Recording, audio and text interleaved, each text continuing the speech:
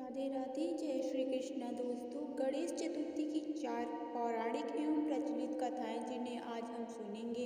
व्रत में इन कथाओं को सुनने से सारे संकट दूर हो जाते हैं तथा अपार सुख समृद्धि मिलती है। तो आइए सुनते हैं गणेश चतुर्थी पर सुने जाने वाली कथाएं। संकटा गणेश चतुर्थी व्रत करने से घर परिवार में आ रही विपदा दूर होती है। कई दिनों में से रुके मांगलिक कार्य संपन्न होते हैं तथा भगवान श्री गणेश असीम सुखों की प्राप्ति कराते हैं। माह के किसी भी चतुर्थी के दिन भगवान श्री गणेश की पूजा के दौरान संकष्टी गणेश चतुर्थी व्रत की कथा पढ़ना अथवा सुनना जरूरी होता है। इससे संबंधित 4 कथाएं प्रचलित हैं। पहली कथा है पौराणिक एवं प्रचलित श्री गणेश जी की कथा के अनुसार एक बार देवता कई विपदाओं से घिरे थे। तब वे मदद मांगने भगवान शिव के पास आए। उस समय शिव के साथ कार्तिकेय तथा गणेश जी भी बैठे थे। देवताओं की बात सुनकर शिव जी ने कार्तिकेय व गणेश जी से पूछा कि तुम में से कौन देवताओं के कष्टों का निवारण कर सकता है। तब कार्तिकेय व गणेश जी दोनों ने ही स्वयं को इस कार्य के लिए सक्षम बताया। इस पर भगवान शिव ने दोनों की परीक्षा लेते हुए कहा कि तुम दोनों में से जो सबसे पहले पृथ्वी की परिक्रमा करके आएगा वही देवताओं की मदद करने जाएगा।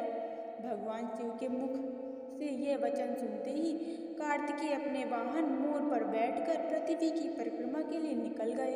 परंतु गणेश जी सोच में पड़ गए कि वह चूहे के ऊपर चढ़कर सारी पृथ्वी की परिक्रमा करेंगे तो इस कार्य में उन्हें बहुत समय लग जाएगा। तभी उन्हें एक उपाय सूझा। गणेश जी अपने स्थान से उठे और अपने माता पिता की 7 बार परिक्रमा करके वापस बैठ गए। परिक्रमा करके लौटने पर कार्तिकेय स्वयं को विजेता बताने लगे। तब शिव जी ने श्री गणेश जी से पृथ्वी की परिक्रमा न करने का कारण पूछा। तब गणेश जी ने कहा, माता पिता के चरणों में ही समस्त लोक हैं। ये सुनकर भगवान शिव ने गणेश जी को देवताओं के संकट दूर करने की आज्ञा दे दी। इस प्रकार भगवान शिव ने गणेश जी को आशीर्वाद दिया कि चतुर्दशी के दिन जो तुम्हारा पूजन करेगा और रात में उस चंद्रमा को अर्घ देगा उसके तीनों पाप ताप यानी दैविक ताप तथा भौतिक ताप दूर होंगे। इस व्रत को करने से व्रतधारी के सभी तरह के दुख दूर होंगे और उसे जीवन की भौतिक सुख सुविधाएं भी प्राप्त होंगे। चारों तरफ से मनुष्य की सुख समृद्धि बढ़ेगी। पुत्र पौत्र आदि धन ऐश्वर्य की कमी नहीं रहेगी। बोल गणपति महाराज की जय। आइए सुनते हैं गणेश चतुर्थी के व्रत की दूसरी कथा। एक समय की बात है, राजा हरिश्चंद्र के राज्य में एक कुम्हार था। वह मिट्टी के बर्तन बनाता था लेकिन वे कच्चे रह जाते थे। एक पुजारी की सलाह पर उसने इस समस्या को दूर करने के लिए एक छोटे बालक को मिट्टी के बर्तनों के साथ आवन में डाल दिया। उस दिन संकटी चतुर्थी का दिन था। उस बच्चे की माँ अपने बेटे के लिए परेशान थी। उसने गणेश जी से बेटे की कुशलता की प्रार्थना की। दूसरे दिन जब कुम्हार ने सुबह उठकर देखा तो आवे में उसके बर्तन तो पक गए थे लेकिन बच्चे का बाल बांका भी नहीं हुआ था। वह डर गया और राजा के दरबार में जाकर सारी घटना बताई। इसके बाद राजा ने उस बच्चे और उसकी माँ को बुलवाया तो माँ ने सभी तरह के विघ्न को दूर करने वाली संकटी चतुर्थी का वर्णन किया। इस घटना के बाद से महिलाएं संतान और परिवार के सौभाग्य के लिए संकट चौथ का व्रत करने लगी। बोल गणपति महाराज की जय। आइए सुनते हैं गणेश चतुर्थी की तीसरी कथा। एक समय की बात है कि विष्णु भगवान का विवाह लक्ष्मी जी के साथ निश्चित हो गया था। विवाह की तैयारी होने लगी। सभी देवताओं को निमंत्रण भेजे गए परंतु गणेश जी को निमंत्रण नहीं दिया। कारण जो भी रहा हो, अब भगवान विष्णु की बारात जाने का समय आ गया। सभी देवता अपनी पत्नियों के साथ विवाह समारोह में आए। उन सब ने देखा गणेश जी कहीं दिखाई नहीं दे रहे। तब वे आपस में चर्चा करने लगे कि क्या गणेश जी को नहीं न्योता दिया गया या स्वयं गणेश जी ही नहीं आए हैं। सभी को इस बात पर आश्चर्य होने लगा। तभी सबने विचार किया कि विष्णु भगवान से ही इसका कारण पूछ लिया जाए। विष्णु भगवान से पूछने पर उन्होंने कहा कि हमने गणेश जी के पिता भोलेनाथ महादेव को न्योता भेजा है। यदि गणेश जी अपने पिता के साथ आना चाहते तो आ जाते, अलग से न्योता देने की कोई आवश्यकता भी नहीं थी। ये बात यह है कि उनको 1.25 मन मूंग, 1.25 मन चावल, 1.25 मन घी और 1.25 मन लड्डू का भोजन दिन भर में चाहिए। यदि गणेश जी नहीं आएंगे तो कोई बात नहीं, दूसरे के घर जाकर इतना सारा खाना पीना अच्छा भी नहीं लगता। इतनी वार्ता कर ही रहे थे कि किसी ने एक सुझाव दिया, यदि गणेश जी आ भी जाएं तो उनका द्वारपाल बनाकर बैठा देंगे कि आप घर की याद रखना, आप तो चूल्हे पर बैठकर धीरे धीरे चलोगे तो बारात से बहुत पीछे रह जाओगे। ये सुझाव भी सबको पसंद आ गया तो भगवान विष्णु ने भी अपनी सहमति दे दी। होना क्या था कि इतने में गणेश जी वहां आ पहुंचे और उन्होंने समझा बुझाकर घर की रखवाली करने बैठा दिया। बारात चल दी। तब नारद जी ने देखा कि गणेश जी तो दरवाजे पर ही बैठे हुए हैं, तो वे गणेश जी के पास गए और रुकने का कारण पूछा। गणेश जी कहने लगे कि भगवान विष्णु ने मेरे बहुत अपमान किया है। नारद जी ने कहा कि आप अपनी मूषक सेना को आगे भेज दें तो वे रास्ता खोद देंगी, जिससे उनके वाहन धरती में धंस जाएंगे। तब आपको सम्मान पूर्वक बुलाना पड़ेगा। अब तो गणेश जी ने अपनी मूषक सेना जल्दी से आगे भेज दी और सेना ने जमीन पोली कर दी। जब बारात वहां से निकली तो रथों के पहिए धरती में धंस गए। लाख कोशिश करने के बाद भी परंतु पहिए नहीं निकले। सभी ने अपने अपने उपाय कर डाले, परंतु पहिए तो नहीं निकले, बल्कि जगह जगह से टूट गए। किसी की समझ में नहीं आ रहा था कि अब क्या किया जाए। तब तो नारद जी ने कहा, आप लोगों ने गणेश जी का अपमान करके अच्छा नहीं किया। यदि उन्हें मनाकर लाया जाए तो आपका कार्य सिद्ध हो सकता है और यह संकट टल सकता है। शंकर भगवान ने अपने दूत नंदी को भेजा और वे गणेश जी को लेकर आए। गणेश जी का आदर सम्मान के साथ पूजन किया।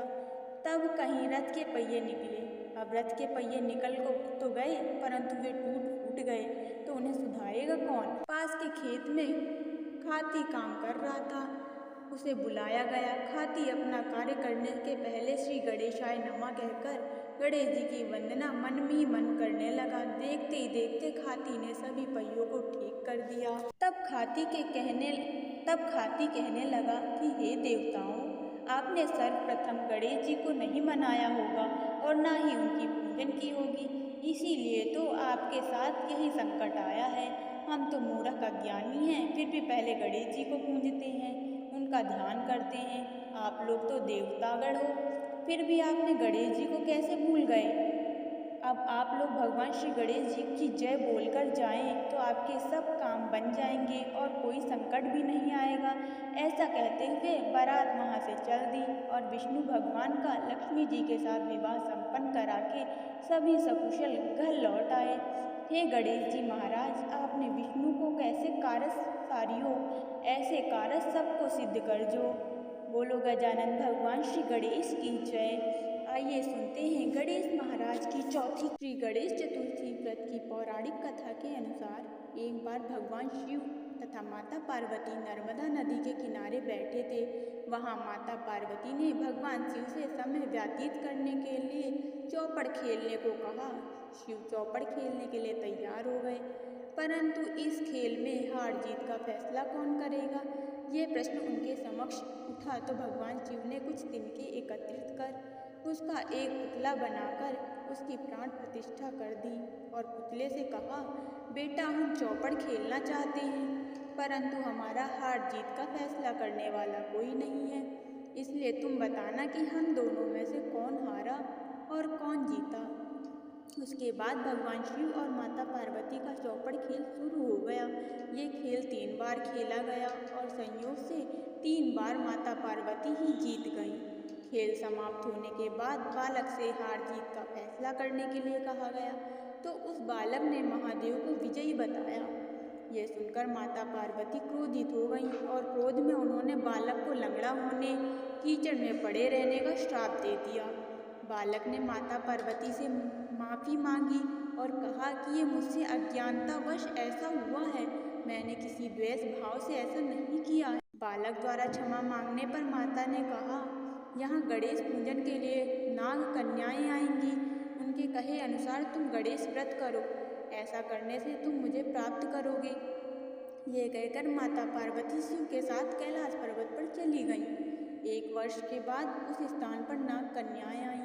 तब नाग कन्याओं से श्री गणेश के व्रत की विधि मालूम करने पर उस बालक ने 21 दिन लगातार गणेश जी का व्रत किया। उसकी श्रद्धा से गणेश जी प्रसन्न हुए। उन्होंने बालक को मन वांछित फल मांगने के लिए कहा। उस पर उस बालक ने कहा, हे विनायक लंबोदर, मुझ में इतनी शक्ति दीजिए कि मैं अपने पैरों से चलकर अपने माता पिता के साथ कैलाश पर्वत पर पहुंच सकूं और वे यह देखकर प्रसन्न हों। तब बालक को वरदान देकर श्री गणेश अंतर्ध्यान हो गए। इसके बाद वह बालक कैलाश पर्वत पर पहुंच गया और कैलाश पर्वत पर पहुंचने की अपनी कथा उसने भगवान शिव को सुनाई। चौपड़ वाले दिन से माता पार्वती शिव जी से विमुख हो गई थी।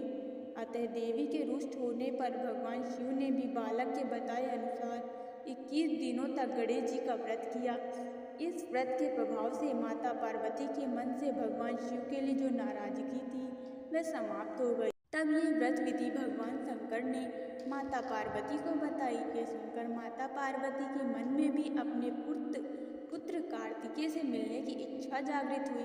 तब माता पार्वती ने भी 21 दिन तक गणेश जी का व्रत किया तथा दूर्वा, फूल और लड्डू से गणेश जी का पूजन अर्चन किया। व्रत को 21वें दिन कार्तिकेय स्वयं माता पार्वती से आ मिले। उस दिन श्री गणेश चतुर्थी का ये व्रत समस्त मनोकामनाओं की पूर्ति करने वाला व्रत माना जाता है।